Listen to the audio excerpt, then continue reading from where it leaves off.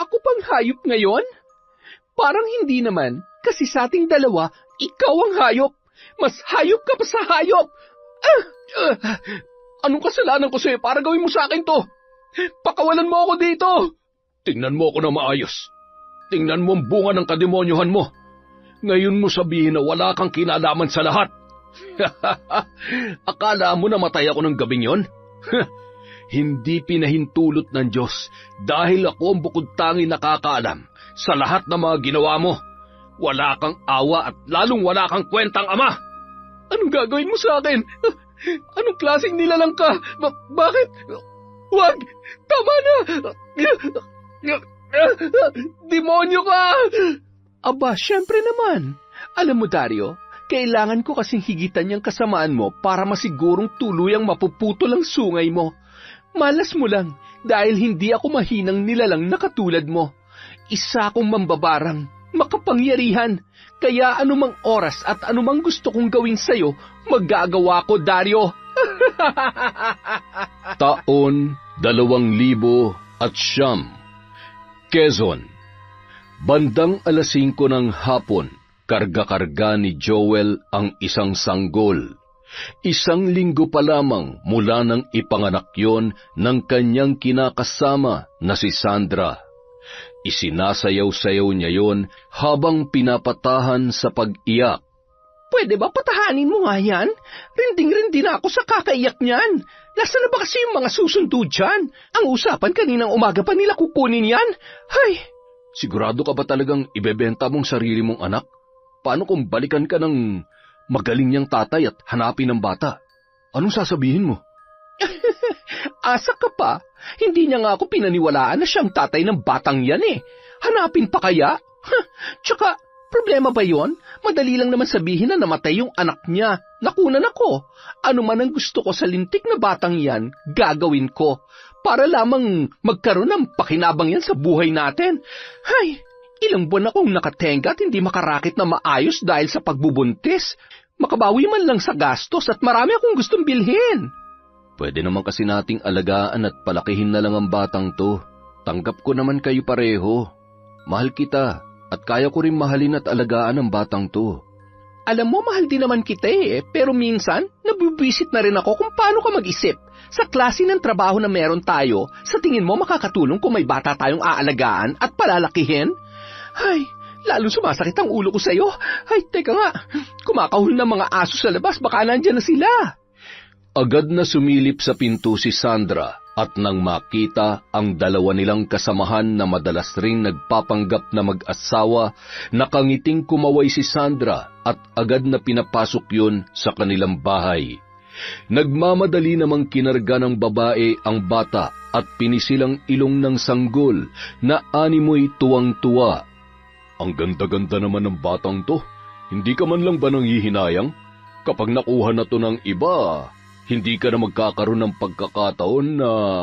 Hay, ang daming sinasabi. Ano bang pinunta nyo dito? Kung makapangaral kayo, akala nyo naman napakabubuti yung tao. Asan yung pera? Kumpleto ba to? Bilangin mo para sigurado. Tsaka, huwag mong kakalimutan yung pinangako mo sa amin, ha? O, ayan. Sige na. Umalis na kayo. Napailing-iling na lamang ang dalawa na halos hindi makapaniwala na kaya niyang ibenta ang sarili niyang anak. Mahigit 5 taon na silang miyembro ng sindikato na nagbebenta ng mga bata. Dahil malaki ang kita ay nakabili si Sandra ng lupa at nakapagpatayo ng sariling bahay na matagal niya nang pinapangarap. Nang mabuntis siya ng una niyang kasintahan na mayroon ng pamilya, ay si Joel na ang nag-alaga sa kanya, hanggang sa siya ay makapanganak. Nasa tiyan pa lamang ang sanggol ay buo na ang loob niyang ibenta yon sa malaking halaga. Makalipas ang 1 buwan. O mahal, kumain ka na.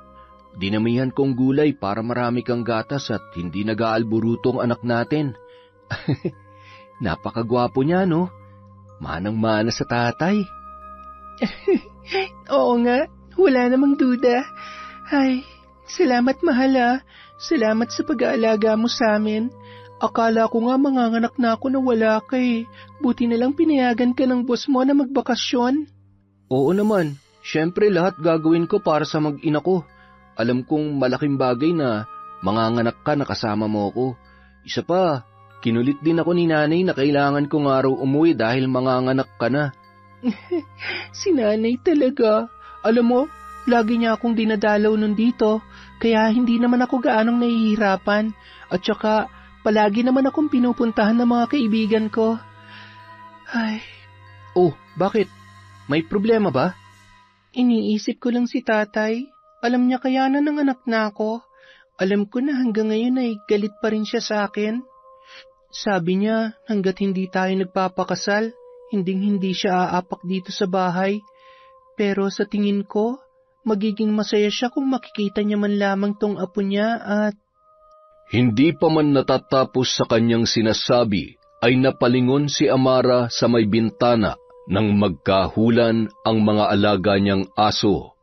Patakbo yung lumabas at agad na niyakap ang kanyang tatay Tino. Tay, buti naman at dumalaw kayo. Akala ko po hanggang ngayon ay galit pa rin kayo sa akin. Miss na miss ko na po kayo, tay. Nandito ako para sa apo ko, hindi para sa nanay niyang matigas ang ulo. Ay. Tatay naman, hanggang ngayon galit pa rin po kayo sa akin. Nasaan yung mabait mong... Tay, kayo po pala. Mano po? Tsaka ka na magmano kapag nagawa mo ng pakasalan ng anak ko. Anong plano niyo? Habang buhay kayong magbabahay-bahayan dito? Nag-iipon pa po kami at saka uunahin po namin yung pangangailangan ng bata. Ilang beses ko na bang narinig sa iyo yan? Hindi na ata mabilang sa mga daliri ko. Hanggang ngayon yan pa rin ang palusot mo. Magastos po kasi magpakasal at ang importante naman po ay... Hindi nyo kinakailangan na magarbong kasal. Ang kailangan nyo ay maging sagrado o legal man lamang ang inyong pagsasama. Umiling-iling si Mang Tino sa galit at tumuloy na lamang sa loob ng kabahayan. Yari sa mga tabla at pawid ang maliit na bahay na yon. Ang kusina naman ay yari sa pinagtagpi-tagping yero. Halos maluha siya sa kalagayan ng kanyang anak at apo. Kapansin-pansin na hindi kumpleto ang mga gamit ng bata na naroroon. At hindi na nga napigilan ni Mang Tino na pumatak ang luha nang kargahin niya ang kanyang apo sa kauna-unahang pagkakataon. Nakayuko naman at naluluha si Amara na makitang pasimpleng sumisinghot ang kanyang ama. Alam niya na mahal siya nito at nagagawa lamang siyang tiisin dahil gusto siyang turuan ng leksyon. Kung iiwan mo dito mag-ina mo kapag bumalik ka na at magtatrabaho ulit sa Maynila, mas mabuti pang doon na lang muna sila sa akin. Delikado lalo na't sila lamang dito. Ni hindi maayos ang pinto. Isa pa, hindi madaling mag-isa lamang kapag may maliit na bata. Baka mamaya mabinat pa yan si Amara. Dagdag alalahanin pa. Sige po, pansamantala po habang nandito pa ako. Dito muna sila. Ihahatid ko na lamang po sila bago ko umalis. Si nanay naman po ang bahalang magtingin-tingin sa mag-ina ko kapag nasa Maynila na ako. Buti naman para makausap ko rin ang nanay mo na simulat sa pulay, pinagtataguan yata ako. Siya nga pala, ingatan niyo ang bata at huwag kayong malilingat lalo na kapag lumalabas kayo. Nauuso na naman daw ang nakawan ng bata ngayon. Yun din ang talagang ipinunta ko dito para paalalahanan kayong dalawa. Baka ho, haka-haka lang at nananakot lamang ang mga yon. Sa mga pelikula ko lang ho napapanood ang ganyan. Isa pa, dadayo pa po ba sila dito para manguha ng sanggol? At ano naman pong gagawin nila sa mga bata? Dagdag alagain lang yan sa kanila. Abay, malay ba natin? Kung ano man ang dahilan nila, sigurado na may kinalaman sa pera. Sa dami ng nagkalat na sindikato sa Maynila man o sa mga probinsya, talagang delikado kung magpapabaya ka. Hindi na rin gaanong nagtagal si Mang Tino. Matapos kausapin si Amara at si Dario ay nagpaalam na ang matanda. Inihatid pa yun ni Dario sa may tarangkahan ng kanilang bahay. Ay, kahit kailan talaga, masyadong pakialamerong matandang to. Para naman laging... Ay, Pagpasok sa bahay, pinagmasdan niya si Amara na masayang kinakausap ang kanilang anak. Nang tumunog ang kanyang cellphone, ay napalingon naman si Amara sa noon ay seryosong nagbabasa ng text at palabas na sana ng pinto. Oh, saan ka pupunta? Sino nag-text sa'yo? Sa labas lang. Medyo mahina ang signal dito eh. Tatawagan ko lang si nanay. Pinapapunta niya kasi ako mamayang gabi. Mamayang gabi? Iiwan mo kami ng anak mo? Ay, saglit lang naman ako doon, mahal. Huwag ka mag-alala. Magluluto kasi ng ulam si nanay. Kunin ko daw at hindi niya kayang bumiyahe papunta dito. Masakit daw ang paa at tuhod niya. Hindi naman na nag-usisa pa si Amara at nagpatuloy sa pakikipag-usap sa kanyang anak na animoy naiintindihan ang kanyang mga sinasabi. Ayos! Sa wakas, makakahawak na rin ng malaking pera. Sigurado matutuwa si nanay. Buong maghapong inasikaso ni Dario ang kanyang mag-ina at nilinisan ang buong paligid na marami-rami na rin ang mga gumagapang na damo. Mula nung mabuntis niya si Amara ay itinayo niya ang munting bahay na yon dahil nga hindi maaaring patirahin ang babae sa bahay nila ng kanyang nanay Dingding. Samantala, sakay ng kotse papunta sina Sandra at Joel sa Karatig Lalawigan upang maghanap ng bagong biktima. Doon ay may mga kontak na sila upang mapadali ang kanilang trabaho. Hay, traffic na naman! Anong oras na naman tayo makakarating sa bahay ni Tia Dingding? Ay, ang layo-layo pa naman nun at napakadilim ng daan. Ay, puro ka naman reklamo eh. Ang importante, makakarating pa rin naman tayo.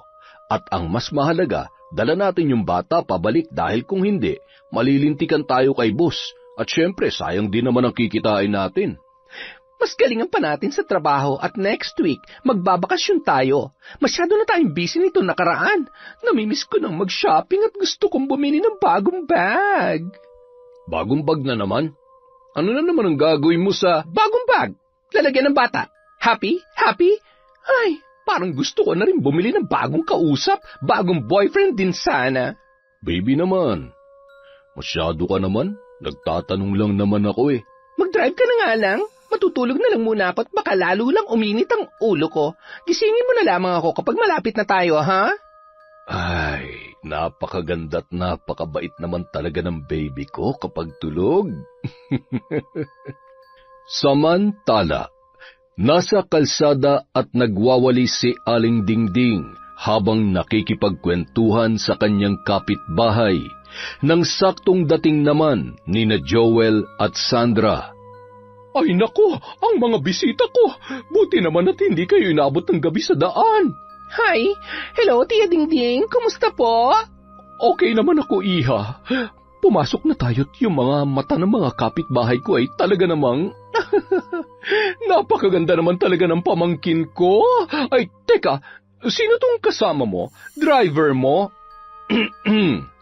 Boyfriend po ako ni Sandra. Ah, talaga? Hindi ka naman nabibigla sa mga desisyon mo, pamangkin. Kayo talaga, Tia. Masyado naman kayong palabiro. Si Dario ho. Ah, si Dario baka mo. Maya-maya ay nandito na yon.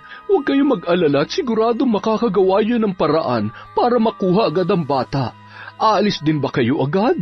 Ay, napaka-busy po namin ngayon. Kaya pagdating nila, aalis na rin po kami. Sinabi ko naman sa kanya ang mga dapat gawin kung paano niya makukuha ang bata na hindi namamalaya ni Amara. Isa pa, hindi naman na ito bago sa kanya. Ilang beses na nating nagawa to kaya siguradong malabong pumalpak ang anak ko sa pagkakataong ito. Ay siya, doon muna tayo sa kusina para makapaghapunan na. Mukhang isang linggo nang hindi kumakain tong driver mo ay itong boyfriend mo pala. Lintik na matandan to ah. Magkamag-anak nga sila ni Sandra. Parehong tabas ng dila. Bah, napakarami naman ho na niluto nyo. Talaga namang pinaghandaan yon dating namin. Hindi ko nga masyadong napaghandaan dahil hanggang ngayon ay gulat na gulat pa rin ako sa pagmumukha mo. Si Tia talaga. Nung mga sandaling yun, katatapos lamang maghain ng hapunan ni Dario at agad na rin namang kumain si Amara. Dapat sinabayan mo na ako. Ayos lang. Makita lang kitang busog ay masaya na ako. Sige na, kumain ka lang dyan. Babantayan ko muna ang anak natin.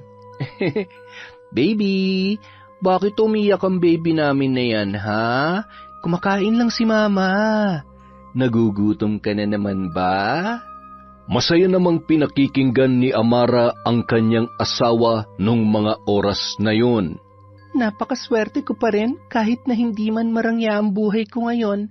Maswerte pa rin naman ako dahil mahal na mahal ako ni Dario, pati na rin ang anak namin. Matapos maghapunan, ililigpit na sana ni Amara ang kanyang pinagkainan. Mahal, wag mo nang iligpit yan. Ako nang bahala dyan mamaya. Aalis na rin kasi ako eh. Namimiss ko lang din si nanay at kailangan kong kumustahin ang kalagayan niya. Sige mahal, basta huwag kang masyadong magpapagabi at mag-iingat ka ha. Huwag mo na akong hintayin ha. Kapag nakaramdam ka ng antok, matulog ka na. Ayun na nga, inaantok na ako. Buti na lang at tulog na rin tong si baby. Salamat mahal ha. At agad na ring humiga si Amara. Hindi niya maintindihan kung sobrang inaantok ba siya o nahihilo siya nung mga oras na yun. Buti na lang umepekto agad yung gamot na inilagay ko sa pagkain niya. Paano ba, baby? Magpaalam ka na sa mama mo. Agad na kinarga ni Dario ang bata at isinara ang seradura ng kanilang pinto gamit ang isang bato. Pagkatapos ay nagpalinga-linga muna yon bago lumabas ng tarangkahan. Siniguro niya na wala ni isang taong makakakita sa kanya paalis, dala ang kanilang sanggol. Nang makalayo-layo, agad siyang pumara ng tricycle na dumaan at sumakay papunta sa kabilang baryo. Bagamat baguhan lang sila sa lugar na yon, ay hindi naman siya kilala ng mga tricycle driver. Bumaba siya sa may alanganing lugar at naglakad na lamang papunta sa bahay nila ng kanyang nanay Diding. Nang mapansin na may mangilan-ngilang tao pa, ay nagtago siya at nagkubli sa may halaman, tsaka niya tinawagan si Sandra. Tia, nandyan na si Dario. Paano? Aalis na kami. Sa'yo ko naiiwan tong pera, ha? Maraming salamat, Chang. Maasahan talaga kayo. Ay, salamat din, Sandra. Mag-iingat kayo sa biyahe niyo, ha? Nagmamadaling sumakay ng kotse sina Joel at Sandra habang abala naman sa pagbibilang ng pera si Aling Diding. Nang dumating sa lugar kung saan naroon ang mag-ama, ay madali ang binuksan ang kotse at iniabot yon kay Sandra.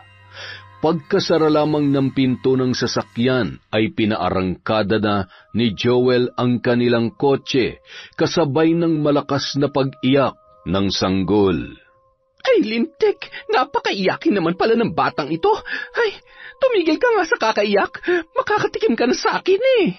Ay, ano ba naman at pati bata ay papatulan mo. Kargahin mo na maayos at timplahan mo ng gatas. Sigurado nagugutom lang yan o naramdaman niya na malayo siya sa kanyang nanay. Whatever, magmaneho ka na nga lang dyan. Ay, oo na, titimplahan na kita ng gatas. Ay, nakakairita, kaya ayaw ko mag-alaga ng bata eh. Oo, at kaya ibinenta mo na lamang yun sa'yo. May sinasabi ka ba? Wala naman. Samantala. Nay! Yuhuu! Dario, anak, tuloy ka. Tingnan mo, ang dami nating pera. Nagugutom na nga po ako eh. Itabi niyo lang po muna yung party ko ha. Itago niyo lang at mahirap na. Baka makitaan pa ako ni Amara ng malaking halaga. Magtaka pa yun. Ay, uuwi din ako maya-maya. Siguro naman, magigising na siya. Konti lang naman yung inilagay kong, alam niyo na. Napakagaling mo talaga, anak. Anong plano mo pagkatapos ng lahat ng ito? Ako na po ang bahala. Ako pa ba? Teka, ang dami nito ah. Ayos, makakain na nga muna. Sabayan niyo na ako, Nay. Huwag niyo nang bilangin yan at baka mahilo lamang kayo. Ilang buwan din natin hinintay to, anak. Ang tagal kong hindi nakahawak ng ganito kalaking halaga. Pagkatapos kumain ay naglagay pa ng 2 putahe ng ulam si Aling Diding sa sisidlan na dadalhin ni Dario pauwi. Bandang 10:00 na ng gabi nang makarating yon sa kanilang bahay. Nag-aalala ang muka at paulit-ulit na ginigising ang kanyang asawa.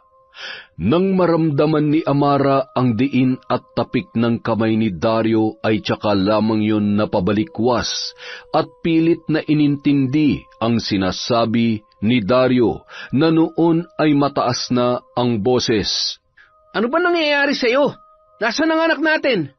Nang maunawaan yon ng babae ay bigla na lamang nanlamig ang buo niyang katawan at tiningnan ang nakalatag na kumot na higaan ng kanilang anak. Nasaan ang anak ko? Ikaw nga ang tinatanong ko, mahal naman. Umalis ako, nakasara ang pinto. Pagdating ko, sira na yung seradura at bukas na. Tapos wala si baby. Nasaan siya?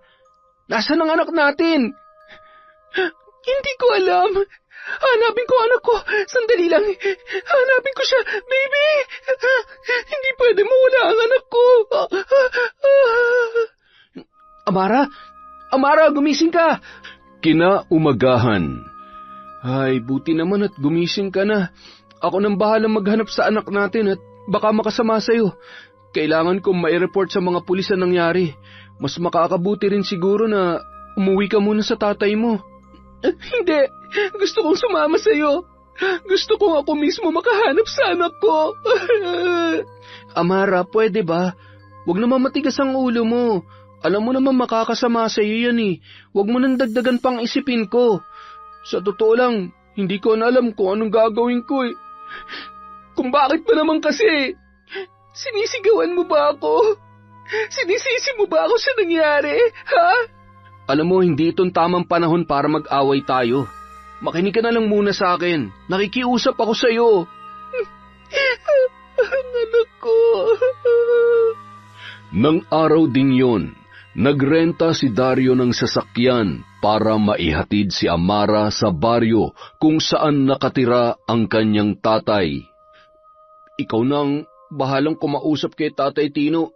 Pangako, hahanapin kong anak natin, kaya huwag ka na mag-alala pa. Mahal na mahal kita, Amara. Hindi mapigilan ni Amara ang pagpatak ng kanyang luha habang nakasakay sa tricycle at nakatanaw pa rin sa kanyang kumakaway na kinakasama na si Dario. Ay, bye Amara. Sa wakas nabawasan na rin ang alalahanin ko. Kailangan ko mag-isip ng paraan para wala kang katiting na dahilan man lamang para pagdudahan ako. Galingan mo, Dario. Galingan mo pa. Makapunta na nga lang muna kay nanay. Sa kabilang banda, nang makarating sa bahay nila ay abala sa pagsisiga ng mga dahon ng puno si Mang Tino. Napalingon yun nang marinig ang pagparada ng tricycle sa tapat ng kanilang tarangkahan. Paglingon niya ay nakita niya ang kanyang anak na si Amara na noon ay bumababa ng tricycle. Binitiwan niya ang kalakay na hawak at agad na sinalubong ang kanyang anak. Amara? Ano nangyari? Bakit? Nasaan ang apo ko? Si Dario? Bakit mag-isa ka lang? Sa halip na sumagot ay mahigpit na yakap lamang ang itinugon ni Amara habang humahagulgol sa balikat ng kanyang ama. Pinakalma niya ang anak at iginiya papasok sa kanilang bahay. Tumulong naman ang driver na ibaba at ipasok sa bahay ang mga dalang gamit ng babae. Anak, tumigil ka na sa pag-iyak. Makakasama sa iyo yan. Gusto mo bang mabinat? Sabihin mo sa akin kung ano nangyari. Nasaan ang anak mo? Ay, pinag-aalala mo naman ako ng husto. Nawawala po ang anak namin. Nawawala po si baby, tatay. Nawawala? Paanong mawawala ang apo ko? Dalawa-dalawa pa kayo nagbabantay. Naku, Diyos ko naman. Nasaan ba yung pabaya mong kinakasama? Wala talaga siyang silbi. Tay, wag po kayo magalit sa kanya. Kasalanan ko po. Iniwan niya kami saglit kagabi at pagkatapos ay mahimbing po ako nakatulog. Pagdating ni Dario galing sa bahay ng nanay niya, sira na yung pinto at nawawala na po yung anak namin. Tapos ano? Anong ginagawa niya? Nireport niya man lang ba sa pulis? Opo, Tay. Nangako siya sa akin na gagawin niyang lahat para mahanap at maibalik sa amin ang anak namin. Tay, tulungan niyo po kami. Hindi ko po kakayanan kung tuluyan siya mawawala sa akin. Ikamamatay ko na mawala ang anak ko, Tay. Ay, Diyos ko. Bakit kailangan mangyari ito? Bakit naman kailangan pagdaanan to ng anak ko? Huwag naman sana mapahamak ang apo ko. Huwag ka mag-alala. Tutulungan ko siya maghanap sa anak niyo. Hahanapin ko ang apo ko. Ibabalik ko siya sa iyo, Amara. Matapos maiayos ang mga gamit ni Amara sa kanyang dating silid, ay agad ding umalis si Mang Tino. Lumapit siya sa mga pulis at doon niya nalaman na walang nai-report na nawawalang bata. Kaya naman labis ang pagtataka ni Mang Tino. Pagkagaling sa presinto ay dumiretso siya sa kabilang baryo. Pagdating niya doon ay wala pa rin si Dario. Nakapasok naman siya sa bahay dahil sira na ang pinto. Umupo muna siya at paulit-ulit na iniisip ang kwento ni Amara kung paano nawala ang kanyang anak. Samantala, masaya namang nagkukwentuhan ang mag-ina habang masayang nagiinuman at pinaghahatian ang pera. Akalain mo yun, Nay? Wala siyang kaalam-alam at paniwalang-paniwala siya sa akin. Siyempre naman, ikaw yata ang pinakamagaling sa lahat, anak, dahil anak ka ng nanay mo. Sige, Nay, maglalasing at magsasaya tayo ngayong gabi habang iniisip ng pinakamamahal kong si Amara na wala akong tigil sa paghanap sa anak namin. Pagkatapos mag-inuman ng mag-ina, naisipan namang bumalik sa bahay ni Dario. Tulog na noon sa sala ang kanyang inang si Aling Diding, katabi ang pera at ilang bote ng beer na pinag-inuman nila. Sakay ng tricycle ay iniabot niya ang 1,000 sa driver noon. Boss, napakalaki naman nito. Wala ka bang barya? Barya? Ayoko ng barya. Sige na. Sa'yo na yan. Agad siyang pumasok sa sira-sira nilang tarangkahan at pasuray-suray pa rin na naglakad papasok sa loob ng bahay. Ay, sa wakas matatakasan ko na rin ang bulok na bahay na to. Lintik na buhay to. Akalain mo, pinagtiyagaan ko to para lamang sa batang yun. Napalunok-laway na lamang siya nang biglang nakita ang nakatayong lalaki sa kanyang harapan. Hayop ka! Ang kapal ng mukha mo! Nagagawa mo pang maglasing at umasta na parang wala nangyari? May kinalaman ka ba sa pagkawala ng apo ko? Ha? Saan mo siya dinala? Sumagot ka! Tay, tama na! Ano bang sinasabi niyo? Sinungaling ka! Alam ko kung ano narinig ko kanina. Isa pa, hindi totoong hinahanap at nag-report ka sa mga pulis, kaya hindi mo ako maiisahan. Nakakarami ka na talaga. Ang tagal ko na nagtitiis sa'yo. Ano naman ngayon kung may kinalaman ako sa pagkawala ng anak ko? Ha? Anak ko naman yun ah. Anak ko. Ayaw mo ba nun? Wala ka ng ibang aalagaan kundi yung anak mong saksakan ng uto-uto. Bitiwan mo ako! Hayop ka! Papatayin kita! Ibalik mo sa akin ang apo ko! Tuluyang nagpagulong-gulong ang dalawa sa loob ng kabahayan hanggang sa maibabawan ni Dario si Mang Tino. Maraming beses niyang inumpog ang ulo noon hanggang sa mawalan yon ng malay. Lintik! Napuruhan ko yata! Anong gagawin ko sa matandang ito? Ay, bahala ka na nga sa buhay mo. Buisit, masyado ka kasing pakailamero. Bago mo pa ako maisuplong sa mga pulis, tatapusin na kita. Agad niyang dinampot ang upuan na yari sa kahoy at 2 beses nung hinambalo si Mang Tino sa binti upang masigurong magkamalayman ay hindi na makakalabas pa ng bahay. Patuloy ang pag-agos ng dugo mula sa sugat sa ulo ng matandang lalaki. Paalam na, tanda. Pasensya ka na, pero magiging abo ka na lang kasama ng sikretong, alam mo na. Agad na tumungo sa kusina si Dario at kinuha ang isang bote ng gaas at posporo. Ibinuhos nito ang gaas malapit sa dingding kung saan nakahandusay si Mang Tino. Sabay sinindihan yun. Matapos sindihan ay nagmamadaling hinablot ang isang bag na naglalaman ng mga gamit niya at agad na tumakbo papalayo.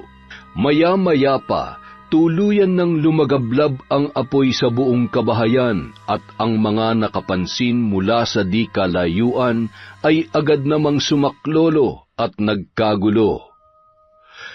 Makalipas ang 1 taon, mula sa di kalayuan, nakatalukbong ng itim na tela si Amara habang pinagmamasdan si Dario at ang babae na nagdadalang tao. Ang babae na yon ay nabuntis at iniwan ng kanyang nobyo. Upang malayang maisagawa ang plano sa batang nasa sinapupunan nito, niligawan ni Dario ang babae at nangakong paninindigan at aakuin niya ang responsibilidad bilang isang ama. Napakagaling mo talagang hayop ka. Natuntun na rin kita sa wakas. Sisiguruhin ko na hindi ka na makakatakas pa. Ito na ang simula ng ating pagtutuos. Ako mismo ang puputol sa sungay mo. Lahat na may kinalaman sa pagkawala ng anak ko at sa nangyari kay tatay, sisiguruhin kong magbabayad. Hindi ka pa nga nakakapagbayad sa kasalanan mo. May bago ka na namang binibiktima. Mula nung araw na yun, patuloy niyang minamanmanan ang bawat kilos ni Dario, maging ng ina nito. Isang gabi, Anak, kumusta ka?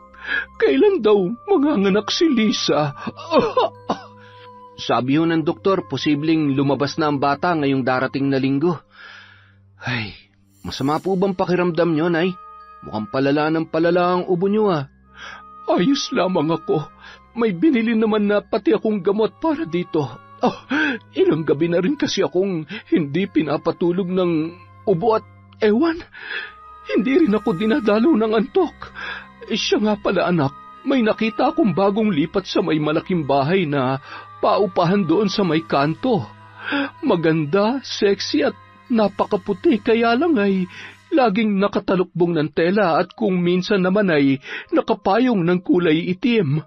Hindi ko malaman kung mahiyain ba o nagdadalang tao. Ang sabi-sabi ay baka buntis at nagtatago sa mga kamag-anak. Si nanay talaga. Alam ko na kung anong ibig niyong sabihin. Huwag kayong mag-alala. Pasasaan at pasasaan ba makikilala ko rin yung sinasabi mo. Siya naman ang aasikasuhin ko pagkatapos manganak ni Lisa. Siya nga pala. Tumawag si Sandra kanina. Sa darating na linggo ay pupunta na raw sila. Ang sabi niya ay mamamasyal daw muna at magpapahinga sila habang hinihintay yung bata na ibebenta natin. Ang sabi niya pa ay binilhan niya raw ako ng mamahaling damit at saka bag. Yan talagang pinsan mo, hindi nakakalimot. Nakakatuwa naman. Paano makakalimot dahil sa atin kaya lalo siyang yumayaman? Hayaan mo na't kung hindi rin naman dahil sa kanya ay hindi natin mararanasan ang buhay na meron tayo ngayon. Taon-taon na lumilipat sa bahay na ganito kaaliwalas. Puno ng pagkain ng ref, may pambili ako ng alak, at higit sa lahat ay may pantaya sa sugal. Ayaw ko na rin bumalik pa sa pagiging komadrona, tumatanda na ako.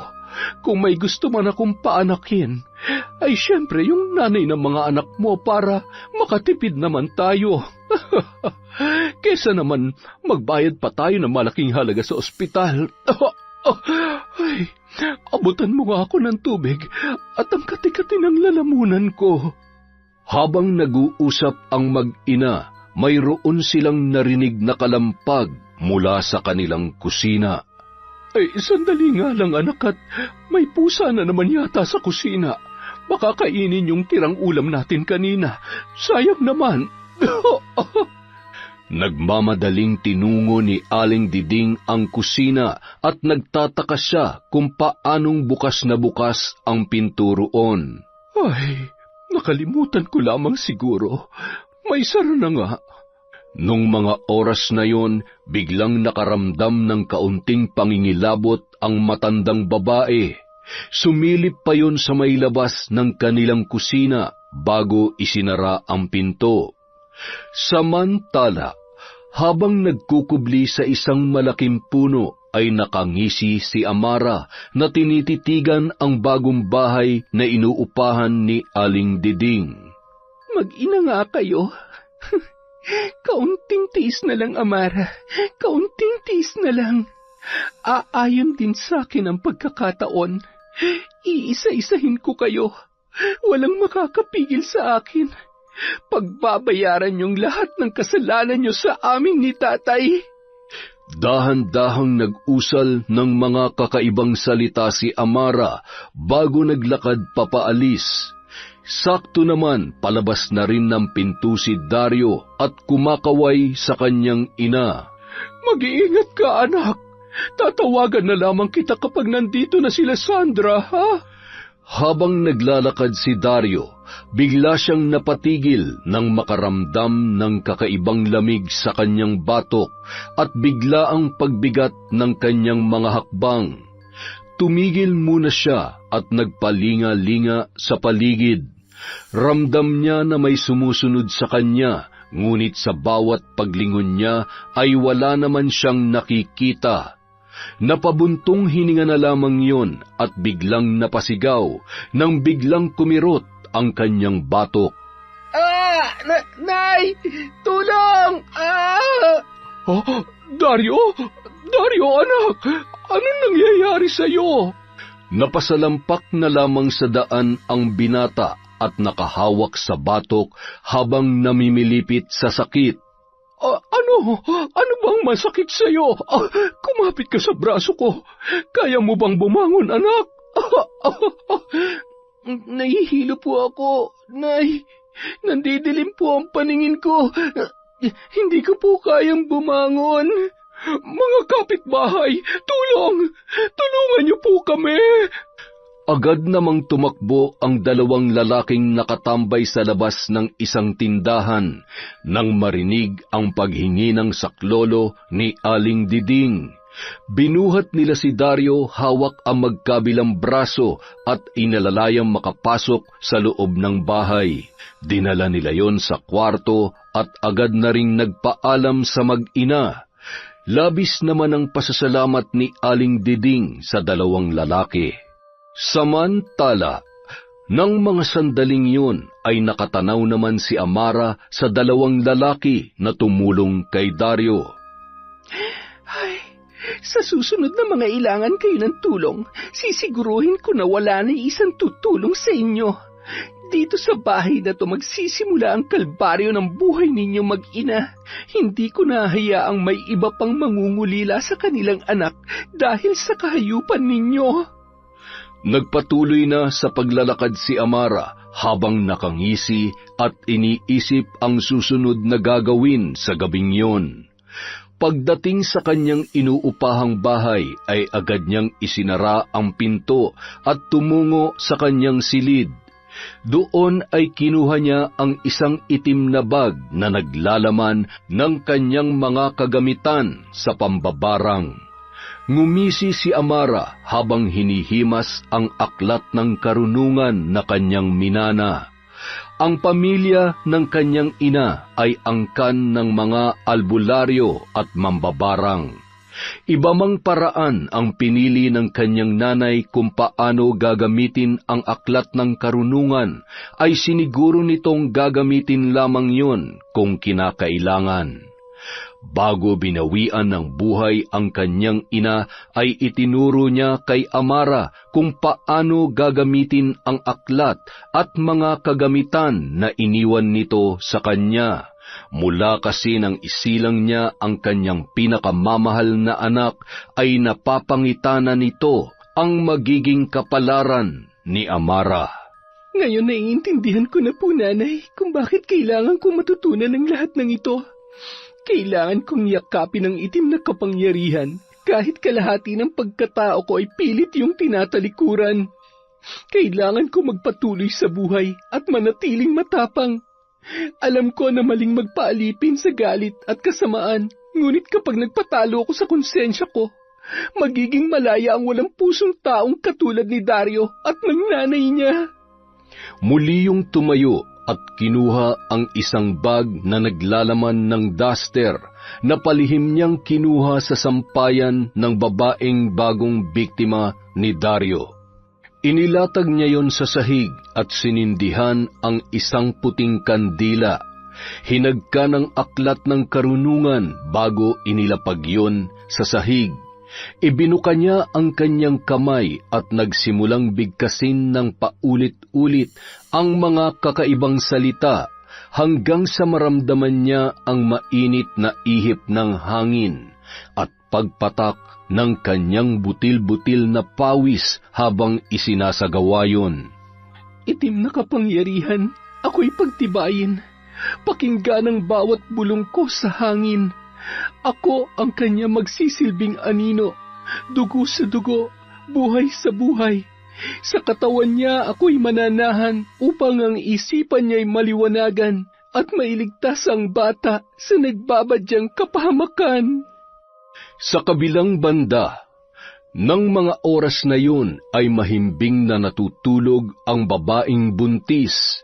Bigla na lamang niyang naramdaman ang mainit na ihip ng hangin na dumadampi sa kanyang balat, kasabay ng pag-angat ng kortina sa bintana na yari sa pinagtagni-tagning kawayan. Halos naliligo na sa pawis ang babae habang nananatiling nakapikit ang kanyang mga mata.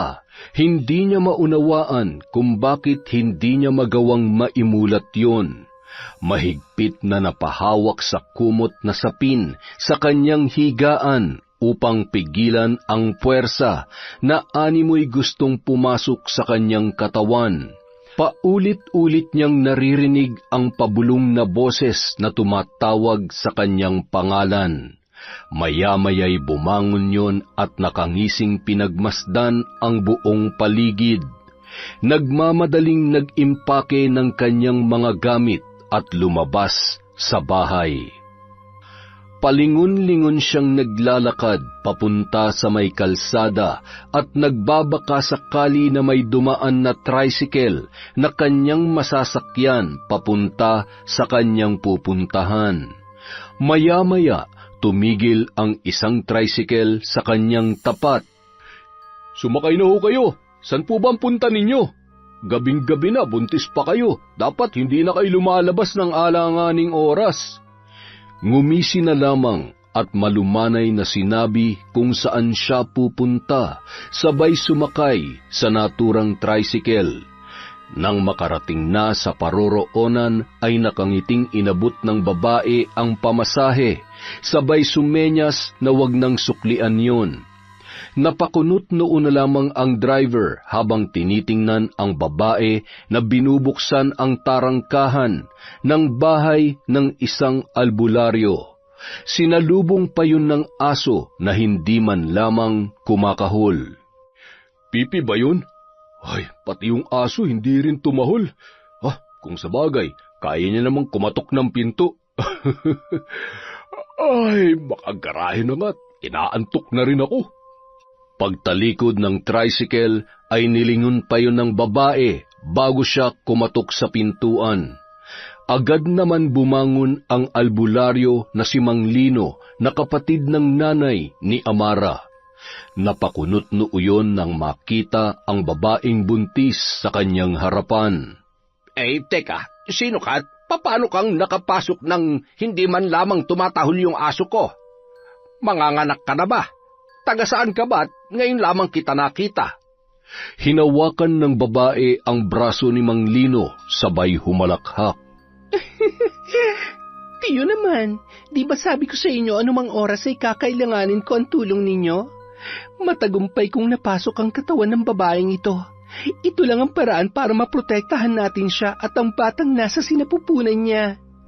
Ani ni Amara, sabay hinimas ang kanyang tiyan.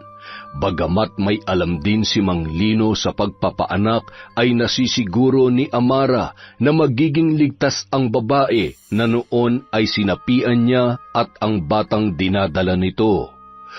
Pagkapasok sa bahay ay agad na umupo yun at nag-usal ng mga salita, sabay hinaplos at hinipan ang kanyang tiyan.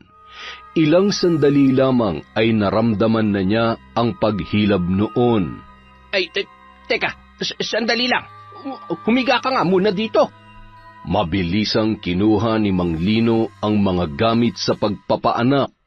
Ilang minuto lamang ang hinintay nila bago tuluyang lumabas ang sanggol.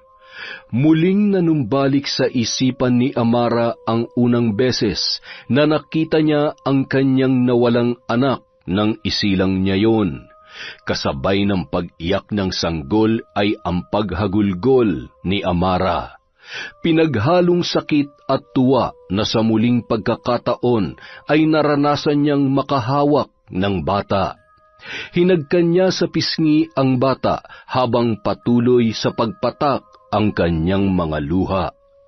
Hinding-hindi ka mawawalay sa nanay mo. Hindi ka matutulad sa anak ko. Kung alam lang nila kung ano ang ninakaw nila sa akin. Dahil sa pera ay pinagkait nila sa akin ang pagkakataon na maging ina at makasama ang aking anak. Tiyo, kayo na po ang bahala sa kanila. Ibigay niyo po yung pera at sulat na inabot ko sa inyo nung nakaraan. Sapat na yan para makapagsimula ulit sila. Alam kong hindi magiging madali para sa kanya na tanggapin ang lahat. Sa isang iglap, yung taong akala niya magiging karamay niya ay isang traidor at mapagsamantala. Salamat po, Tiyo. Sana magkaroon ako ng pagkakataon na makausap siya pagkatapos ng lahat ng ito. Sa ngayon ay kailangan ko munang pagbayarin ng mag-inang yon, pati na rin ang mga taong nasa likod ng lahat ng ito. Nauunawaan ko kung bakit gusto mo maghiganti. Ngunit huwag mong hayaang mabulag ka dahil sa galit mo, Amara. Mag-iingat ka at huwag ka magpapadala sa bugso ng iyong emosyon. Kung minsan sa kagustuhan nating gumanti, tayo rin mismo ang napapahamak. Huwag ka mag-alala, hindi ko sila pababayaan. Nang mga oras na yun ay bigla na lamang nawalan ng malay ang bagong panganak na babae. Tanda na humiwalay na ang kaluluwa ni Amara sa katawan nito. Sa kabilang banda, biglang nagising at bumangon na rin si Amara matapos makabalik sa kanyang katawan. Muli niyang iniayos ang kanyang mga gamit sa pambabarang at sinindihan ang kandilang kulay itim. Kinuha niya ang isang larawan na nakasilid sa isang maliit na sisidlan. Humahalakhak habang idinidikit ang larawan sa katawan ng kanyang kulay itim na lumang manika.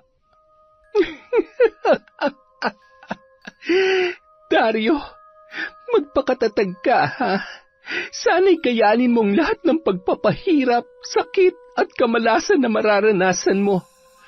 Gusto ko kasing magdusa ka sa mahaba-habang panahon. Ayaw ko namang mamatay ka agad. Siyempre, ang gusto ko ipaglaruan ka munang hayop ka. Sisiguruhin ko na bawat parte ng katawan mo ay hindi mapapakinabangan. Sa ngayon, kailangan mo munang malaman ng isang malaking sorpresa para sa'yo. Gigisingin kita sa sakit ng bawat tusok ng karayom dyan sa batok mo. Gumising ka na at hanapin mo ang iyong mag-ina. Samantala, Aray ko! Ano ba? Ang sakit! Aray ko! Anak, anong masakit na naman ba? Ano ba nangyayari sa'yo? Nay, may naririnig akong boses kanina. Parang nakakatakot at paulit-ulit na tinatawag ang pangalan ko. At saka yung batok ko, tingnan yung batok ko, siguradong, Diyos ko, bakit napakaraming, may mga tusok at may dugo ang batok mo. Ano bang nangyayari sa iyo, anak? Hindi ko nga rin po alam kung ano nangyayari sa akin eh. Ay, makauwi na nga. Siguradong hinihintay ako ni Lisa at nag-aalala na yun sa akin. Pero, sigurado ka bang kaya mo? Hindi ka na ba nahihilo? Kaya ko na to, Nay. Maayos naman ang pakiramdam ko at hindi na ako nahihilo. Sugat lang naman tong mga...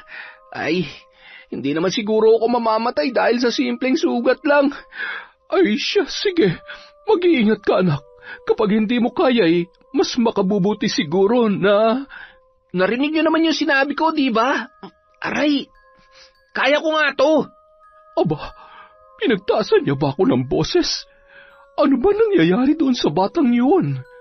Hindi niya na nilingon pa ang kanyang ina at nagpatuloy na sa paglalakad habang hawak-hawak ang kanyang batok. Ramdam niya ang hapdi ng sugat, ngunit mas pinili niya na lamang na mas bilisan pa ang paglalakad hanggang sa makarating siya sa may sakayan. Ilang beses siyang pumara ng tricycle, ngunit ni isa wala man lamang tumigil kahit walang mga sakay. Ay, puwisit! Ano bang problema ng mga lintik na driver at ayaw nila akong isakay? Ayaw niyo akong pasakayin, ha? Sige, tingnan lang natin. Pumunta siya sa gitna ng kalsada nang matanawan ang isang tricycle na paparating. Agad naman napatigil sa tapat niya ang driver na buwisit naman sa kanyang iniaasal dahil muntik na nitong masagasaan si Dario.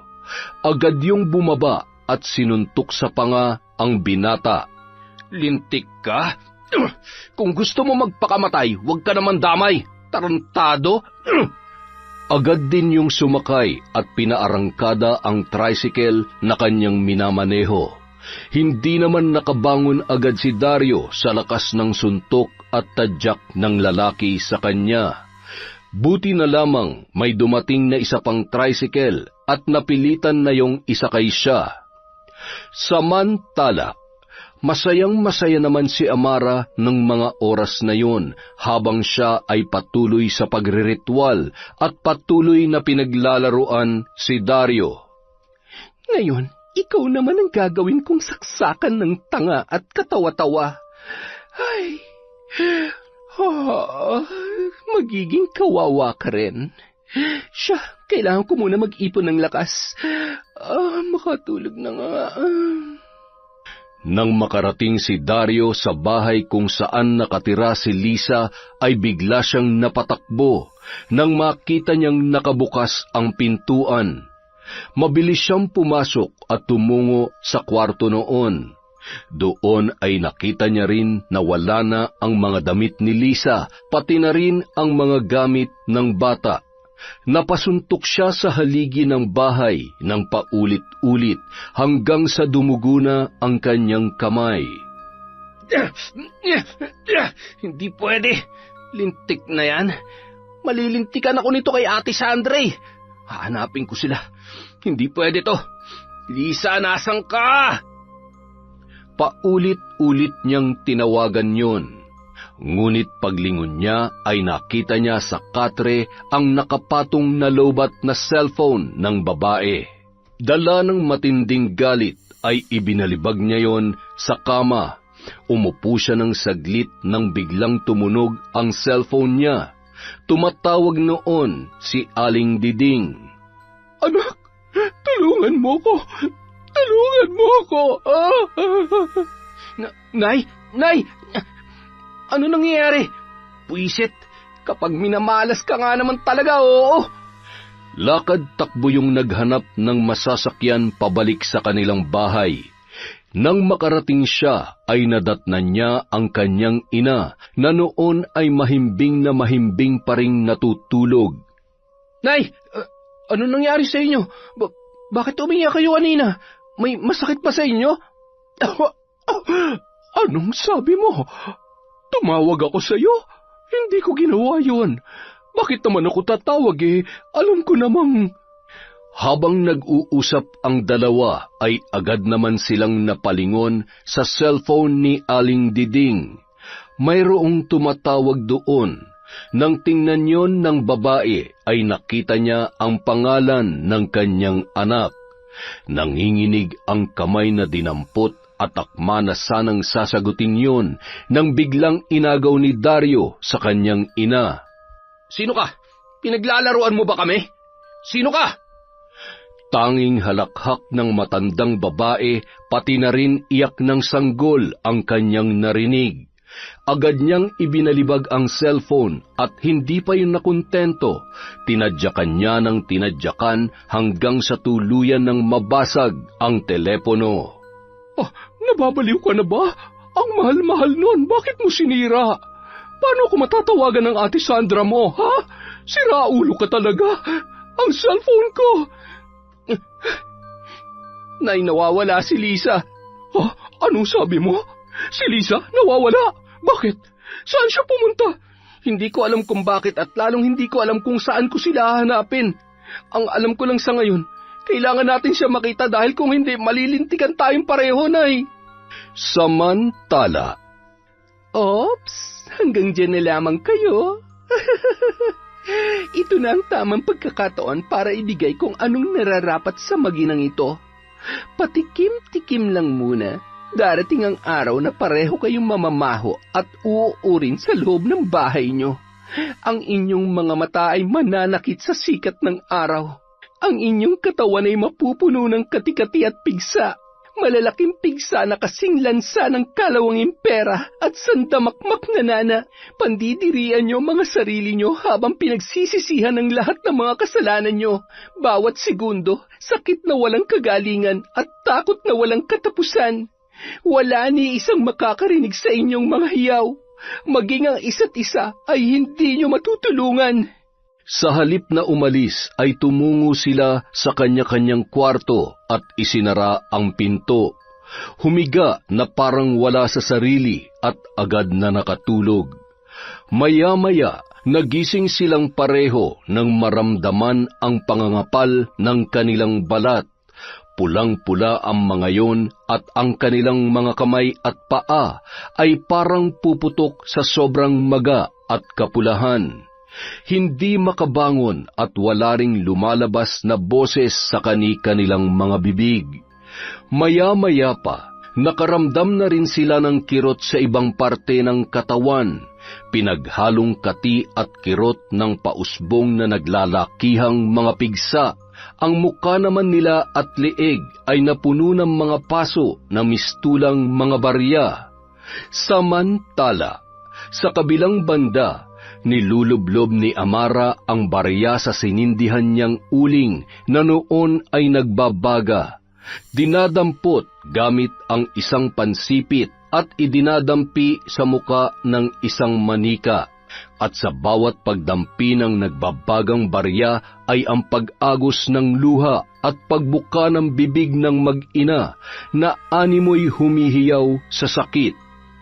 Pagsapit ng araw ng linggo, 5:00 ng hapon nang dumating ang mag-asawang sina Joel at Sandra. Pagbaba pa lamang nila ng sasakyan ay nagbubulong-bulungan na ang mga nakakakita. Kitang-kita sa porma at sa sasakyan ng mga yon ang karangyaan. Hay, bakit ba hindi sinasagot ni Tia Diding ang tawag ko? May tao po ba dito? Baka nariyan lang sa loob. Pumasok na kayo. Hindi ko kasi napansin lumabas nitong nakaraan yung mag-ina. Nako, paano kung tinakasan ka na nung dalawa? Hindi ba't kumuha ng paunang bayad si Tia Diding mo? Patay tayo dyan. Hay, pumasok na tayo para magkaalaman na. Agad na itinulak ang pinto at binuksan ang ilaw. Napakadilim kasi ng buong kabahayan. Ano yun? Ang panghiyat ang baho. Ew! Pagpasok nila sa kwarto ay nakita nila ang itsura ni Aling Diding. Bakas sa higaan ang dugo, ihi, at doon na rin napadumi ang mga yon. dahil sa matinding pagtitiis sa sakit na kanilang naramdaman. Dahan-dahang ibinubuka ni Aling Diding ang bibig at ng mga sandaling yun ay muli siyang nakapagsalita. Kadiri naman, tiya. Ano ba nangyari sa inyo? Umalis na kayo. Papatayin niya kayo. Isang mambabarang ang tatapos sa atin. Pagbabayarin niya tayong lahat. Umalis na kayo. Paano na yung bata? Nasaan yung bata? Hindi pwedeng bumalik tayo na walang dalang. Sabihin niyo, nasaan yung bata? Mambabarang? Oo, siguradong mambabarang nga may gawa nito. Alam ko dahil minsan nang naging biktima ang tatay ko ng mga mambabarang. Halika na, Sandra. Umalis na tayo dito. Gumawa na lang tayo ng paraan. Alis? Hindi tayo pwedeng umalis ng basta-basta lang. Teka, si Dario, siguradong siya makakapagsabi kung nasaan yung bata. Agad niyang tinungo ang kabilang kwarto. Walang pinagkaiba si Dario sa itsura ng kanyang nanay at nang makita ni Sandra ang mga gumagapang na malalaking uod sa katawan nito, ay napatiliyon at nagtatakbo palabas. Pagkalabas nila sa pinto ay isang lalaking matandang baliw ang humarang sa kanila at niyakap nun ng mahigpit si Sandra. Napakabaho mo! Bitawan mo nga ako! Joel, bilisan mo! Umalis na tayo dito! Hindi kayo makakatakas. Nandyan na siya. Magbabayad kayo. Wala na ba matinong tao sa lugar na to? Isinumpa ba lahat ng tao dito at... Sinundan naman ang tingin ng mga tsismosa ang mag-asawa habang nagmamadali at tila ba takot na sumakay sa kanilang kotse. Ano kaya nangyari? Bakit umalis sila agad? Wala ba si Aling Diding at Dario? Umalis ba sila? Sino kaya yun, no? Ang ganda-ganda naman. Mukhang artista at nangangamoy maraming pera. Oo nga, no? Kamag-anak kaya nila? Ay, sa bagay, mukha naman may kaya talagang mga kamag-anak ni Aling Diding. Kita mo naman kapag sumusugal, ang kapal-kapal ng pera sa bulsa. Ang sarap ng buhay na mag-inang yan, no? Walang permanenteng trabaho, pero yayamanin. Umalis na nga kayo sa tapat ng tindahan ko. Walang pumapasok na swerte kapag nandito kayo. Doon kayo magchismisan sa malayo.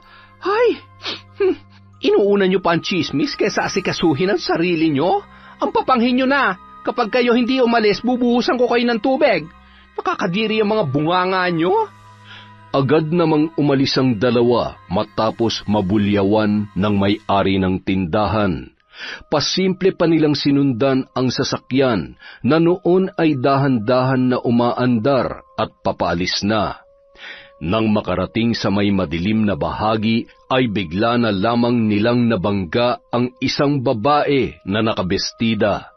Nagkatinginan ang mag-asawa at nagmamadaling bumaba. Ano ka ba naman kasi, miss?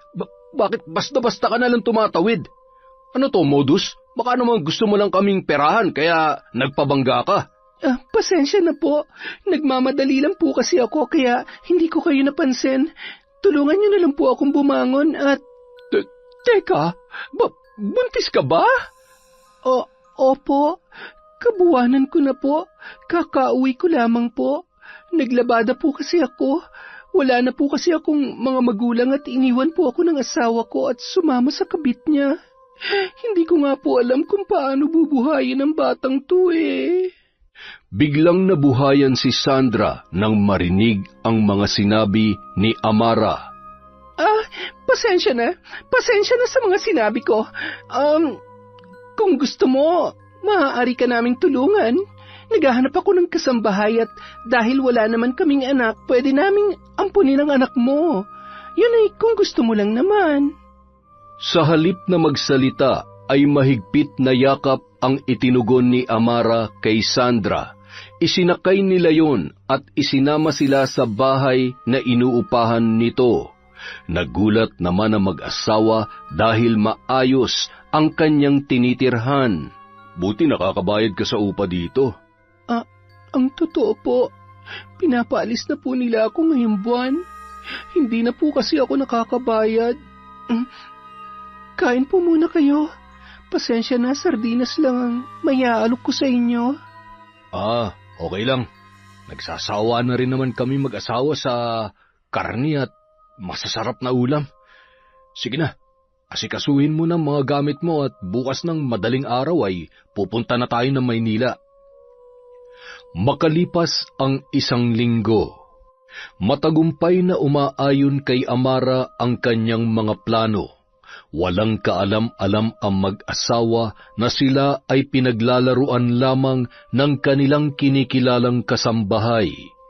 Isang gabi noon, habang palihim na nag-uusap ang mag-asawa, ay marahan namang nakikinig si Amara.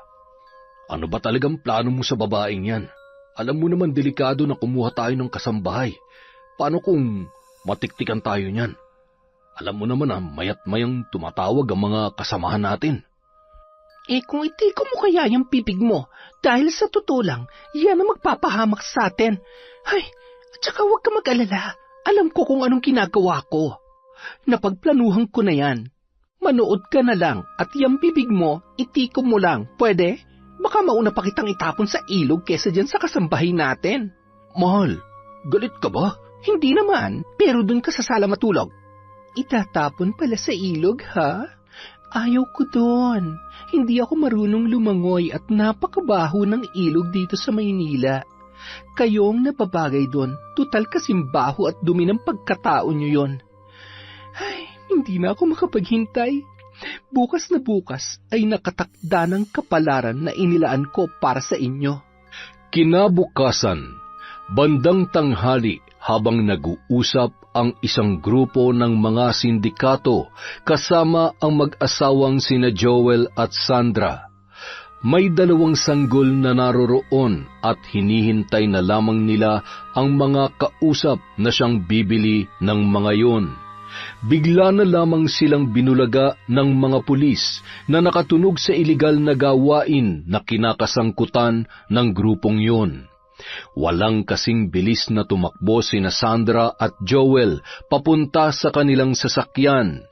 Tinamaan ng bala si Joel kaya naman nahirapan na yung magmaneho. Pagdating sa may ilog ay bigla namang huminto ang makina ng kanilang sasakyan. Mga hinayupak na to! Ang dami-dami natin, tayo pa talagang sinundan. Anong gagawin natin? Bakit tumigil ang sasakyan? Hindi ko alam. Tumalon na lang tayo sa ilog. Dahil kung hindi, siguradong makukulong tayo. No, ayoko. Ayaw mong tumalon o ayaw mong makulong? Ang daming sinasabi, nandyan na sila. Sorry mahal, hindi ko pala kayang tumalon. Magpapakulong na lang ako. Mahal kita, Sandra. Kahit ang sama-sama na ugali mo, mahal kita. Huwag ka magpapahuli dahil kapag nakulong ka, siguradong mabubugbog ka lang. Sumuko na lang si Joel sa mga pulis. Ilan din sa kanilang mga kasamahan ang nahuli dahilan para mas mapalakas pa ang investigasyon at kaso na isinampa ng mga nabiktima nila na naglakas loob na magsampa ng demanda. Nang araw ding yun, nakuha ng mga kapulisan ang mga cellphone na naglalaman ng mga impormasyon at magpapatunay sa mga iligal nilang gawain. Samantala, 12:00 ng gabi, nakatanaw sa veranda si Amara habang hinihintay ang pag-uwi ng tila ba wala na sa sariling si Sandra. Napakarumi, gutay-gutay ang damit at nakayapak lamang. Agad na bumaba papunta sa unang palapag at pinagbuksan ang babae. Ano bang nangyari sa'yo? Ang tagal mo naman dumating? Ang baho mo naman? Mabuti pa pumunta ka sa banyo at maligo ka na.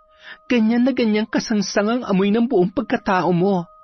Bilisan mo ha, ibang klase ako kapag naiinip. Lalo na't hindi na ako makapaghintay pa.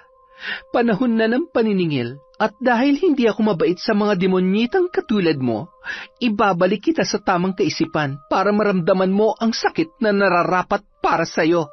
Kasabay ng pagbuhos ng tubig ay ang panunumbalik ng kanyang katinuan. Ano nangyari sa akin? Nasaan ako? Teka, paano ako nakauwi? Si Joel, nasaan siya? Bakit? Ang dumi-dumi ko at... Napaka-arte mo naman, Sandra. Alam mo, ganyan na ganyan dapat ang itsura mo. Sumasalamin sa totoong pagkatao mo. Mabaho, masangsang, at nakakasuka dahil ang sama-sama mo.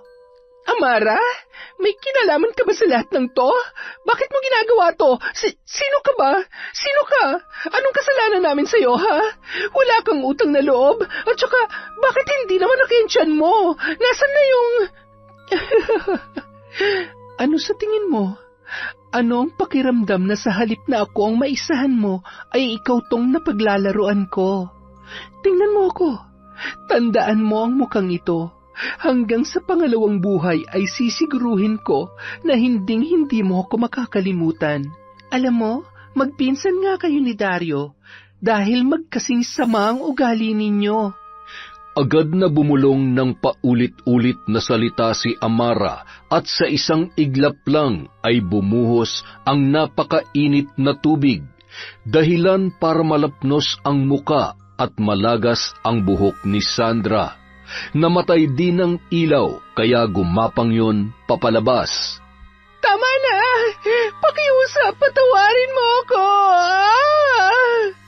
Sinubukan niyang tumayo, ngunit isang malakas na puwersa ang tumulak sa kanya, dahilan para muling matumba at mabagok ang kanyang ulo. Nandidilim ang kanyang paningin kasabay ng pagpatay-sindi ng ilaw at kitang-kita niya si Amara na may hawak na kutsilyo habang humahalakhak at paunti-unting inilalapit sa mukha niya ang kahindik-hindik nitong itsura. Sumigaw yon ng malakas sabay nawalan ng malay. Kinaumagahan, nakahanda na ang gamit ni Amara. Tiningnan niya ang nalapnos na mukha ni Sandra sabay na pabuntong hininga. Animoy nakaramdam siya ng kaunting pagkahabag, ngunit muli niyang pinaalala sa sarili na hindi dapat siya makaramdam ni katiting na awa para doon. Muli siyang bumulong sa hangin at hinawakan ng tiyan ng tulog na si Sandra. Unti-unting lumalaki ang tiyan noon. Napabalikwas yon nang maramdaman na may kung anong gumagalaw sa loob ng kanyang katawan. Bigla niya yung hinawakan dahil pakiramdam niya ay punong-puno na yon. Sumuka ng mga kalawanging barya at may maliit na kadena na pilit niyang iniluluwa. Ano, kaya pa ba, Sandra? Kailangan mo ba ng tulong ko? Ha? Ay, paalam. Bakas na bakas sa mukha ni Sandra ang pagmamakaawa, ngunit agad nang tumalikod si Amara, nabitbit ang kanyang bag palabas ng bahay na yon. Kasabay ng paglubog ng araw, unti-unti ka na ring malalagutan ng hininga. Huwag ka mag-alala dun sa impyerno at magtatagpo ulit kayo ng asawa mo. Matapos ang mahabang biyahe, muling bumalik sa probinsya si Amara upang tapusin ang nasimulang pagpapahirap kay Aling Diding at Dario. Nasa sasakyan pa lamang siya ay pasimple na siyang umuusal ng mga kakaibang salita. Gusto kong masilayan na nagsusumiklab na apoy sa muli nating pagkikita, Dario. Babalik ako sa buhay mo, hindi bilang isang kaaway, kundi kakampi. Samantala, nagulat si Dario nang biglang nawala ang kanyang mga sugat at maging ang pamamaga ng kanyang buong katawan. Dali-dali niyang tinungo ang kanyang ina sa kabilang kwarto. Nakapikit na yon sa dami ng nana at uod sa talukap ng kanyang mga mata. Napakarami ring bangaw na pinagpipiestahan ang mga sugat sa kaliwat kanang binti ng babaeng matanda. Nay, gagaling ka. Kung gumaling ako, siguradong gagaling ka rin. Nagugutom ka na ba? Gusto mo ipagluto kita? Agad siyang naligo at nagpalit ng damit. Halos masuka na rin siya sa kanyang sarili dahil sa nakakasulasok niyang amoy. Pagkatapos ay nagluto yun ng pagkain para sa kanila ng kanyang ina. Habang may nakasalang ay bigla namang humiyaw ang matandang babae at nang marinigan niya yun ay napatakbo siya papunta sa itaas. Pagdating sa kwarto ng kanyang ina ay siya namang pagsabog mula sa kusina. Nay, nasusunog ang bahay natin. Kailangan natin makalis dito. Anong gagawin ko? Hindi kita kayang buhatin, Nay. Huwag mo na akong alalahanin, anak. Iligtas mo ang sarili mo. Mahal na mahal kita. Patawarin mo. Nay! Nay! Humahagulgol at natatarantang dumaan sa bintana habang nagkakagulo na ang mga tao sa labas. Nagpatuloy yon sa pagpupumalahaw habang pinagmamasdan na nilalamon na ng apoy ang kwarto ng kanyang ina. Dario, sumama ka sa akin. Huwag ka nang umiyak. Amara, anong... Sumunod ka lang sa akin, Dario. Meron pa akong sorpresa na inihanda para sa'yo. Nung mga oras na yun, hindi na lumingon pa si Dario sa nasusunog nilang bahay. Wala na siya sa sarili na naglalakad na lamang at sunod ng sunod kay Amara. Sumakay ng tricycle at tumungo sa bahay kung saan naghihintay ang pinakamamahal na ama ni Amara na si Mang Tino. Agad siyang sinalubong noon. Bagamat hirap na hirap pa rin sa paglalakad gamit ang kanyang tungkod. Bakas din ang peklat sa mukha ng tahinang sugat at nasunog nitong balat. Bakit kasama mo ang hayop na yan? Dahil gusto ko maalala niya lahat ng kahiyupang ginawa niya sa atin, Tay. Lalong-lalo na sa'yo. Ngayon, wala na siyang tatakbuhan. Hinding-hindi niya matatakasan ang kasalanan niya sa atin. Dario, sumunod ka sa akin. Dadalhin kita sa espesyal na lugar na inihanda ko para sa'yo. Sumunod yon sa kanya, at nang makarating sila sa isang kubo, ay agad niya yung itinali at ibinalik sa katinuan. Bakit nandito ako? Amara? Hayop ka? Ano ibig sabihin nito? Ako pa ang hayop ngayon? Parang hindi naman, kasi sa ating dalawa, ikaw ang hayop. Mas hayop ka pa sa hayop. Anong kasalanan ko sa'yo para gawin mo sa akin to? Pakawalan mo ako dito. May amnesia ka? Nabagok ba yung ulo mo o sadyang nagmamaang-maangan ka lang? Pero kung hindi mo na talaga maalala, iisa-isahin ko sa'yo. Sagutin mo ang mga tanong ko at siguraduhin mo na magugustuhan ko ang sagot mo at magsasabi ka ng totoo. Kung hindi, dudukutin ko yung lintik na dila mo at ipapakain ko sa aso. Sabihin mo sa akin, may kinalaman ka ba sa pagkawala ng anak natin? Gawa-gawa mo lang ba ang lahat ng gimmick mo nung gabing nawawala siya? Sumagot ka! Hindi totoo yan. Pinili ko lang lumayo dahil gusto kong makalimutan yung sakit. At ayaw ko na habang buhay kitang sisihin dahil sa kapabayaan mo. Kasalanan ko naman pala. Pasensya na ha. Pasensya na talaga pero grabe, napakagaling. Walang bahid ng katotohanan ang lahat ng inilalabas na salita ng bibig mo. Nagsasabi ako ng totoo. Bakit ba ayaw mo maniwala? Amara, nasaktan lang ako, kaya... Dario, hanggang ngayon ba naman ay gusto mo pa ring utuin ang anak ko? Paano? Tingnan mo ako na maayos. Tingnan mo ang bunga ng kademonyohan mo. Ngayon mo sabihin na wala kang kinalaman sa lahat. Akala mo ba namatay ako nung gabing yon? Hindi yun pinahintulutan ng Diyos dahil ako ang bukod-tangi nakakaalam sa lahat ng mga ginawa mo. Wala kang awa at lalong wala kang kwentang ama. Paano mo nagawa yon, ha? Tao ka ba talaga? Ipinagkanulo mo ang sarili mong anak para lamang sa pera. Tama na! Amara, makinig ka sa akin. Alam mo namang saksakan ang pagkamuhi sa akin ng tatay mo.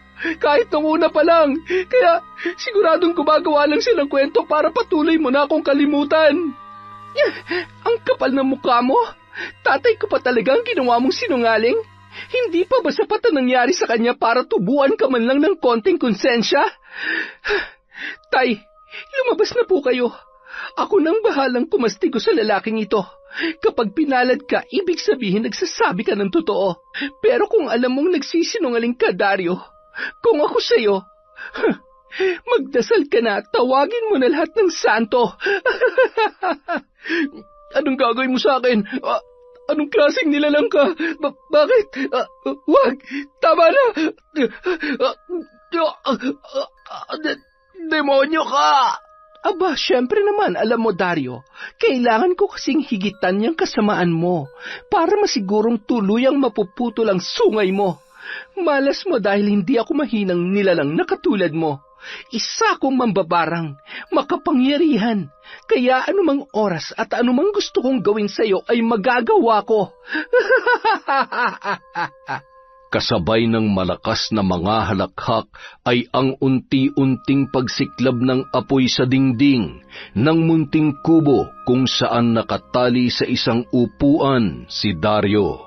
Tingnan nga natin kung totoo ang kasabihan na ang masamang damo raw matagal mamatay. Malay mo naman makaligtas ka sa apoy na yan. Dahil sa pagpupumiglas ni Dario ay natumba siya kasabay ang upuan na nakatali sa kamay at paa niya. Buong lakas niyang kinakalagan ang kanyang paa at kamay. Nang matanggal ang mga yon ay gumapang siya na lumabas sa kubong yon. Napasigaw siya nang biglang bumagsak ang bubong bago siya tuluyang nakalabas. Nang tumayo siya para sugurin ang humahalakhak na si Amara ay napatigil siya nang bigla niyang maramdaman at makita ang napakaraming sugat na animoy nalalapnos ng sunog. Umigsi rin ang isa niyang paa. Hinawakan niya ang kanyang ulo na animoy naguguluhan at napapahiyaw yun sa sakit na kanyang nararamdaman habang hawak ni Amara ang kanyang larawan na nakatusok sa katawan ng manika. Tumakbo ka na, Dario! Tumakbo ka na! Walang direksyong tumatakbo papunta sa gubat at nang makarating doon ay napatakip siya ng tainga nang marinig niya ang malakas na iyak ng mga sanggol. Sumuksok yon sa isang malaking puno na animoy takot na takot. Nang pakagat na ang dilim, bigla siyang nakaramdam ng gutom. Nang makakita ng kuhol ay bigla na lamang yon natakam. Hinuli niya sabay binasag at nilantakan ang laman noon. Nanlalagkit ang kamay sabay dinilaan yon na animoy gutom na gutom. Maya-maya, namataan nun ang isang malaking daga. Hinabol niya yon ng hinabol hanggang sa mahuli ang naturang hayop. Ang kulit mo, ha? Ang sarap. Gusto ko pa. Tatakbo pa sana siya nang biglang makarinig ng kulog at kidlat. Sumiksik yon sa may damuhan na nanginginig sa takot, hanggang sa tuluyan ng bumagsak ang ulan. Nangangatal sa lamig na naghahanap ng masisilungan. Naglakad yon ng naglakad hanggang sa makarating sa isang kubo. Tinanggal ni Dario ang kanyang damit upang patuyuin yon. Humiga sa pahabang upuan at ikinuyom ang tuhod upang maibsan ang lamig na nararamdaman niya nung mga oras na yon. Parang bata na nagbibilang ng daliri at patawa-tawa habang inaalala kung paano niya nahuli ang daga. Tuluyan na siyang nakatulog sa ganoong sitwasyon at muling nagising nang marinig niya ang boses ng kanyang ina. Dario, anak, halika, sumunod ka na sa akin. Huwag kang matakot, hindi naman kita pababayaan eh. Hindi ko kayang pabayaan ka na lamang dyan. Papatayin ka ni Amara. Papatayin ka rin niya, kaya halika na. Sumama ka na sa akin. Dahan-dahang tumayo si Dario at naglakad ng naglakad hanggang sa makarating siya sa may bangin. Napakalalim noon na sa ibabang bahagi ay may malalaking bato. Nay, natatakot ako. Natatakot ako. Ayoko, Nay. Dario! Nandyan na ako. Nandyan na siya, Dario. Dario, kailangan na nating tumalon. Kung hindi...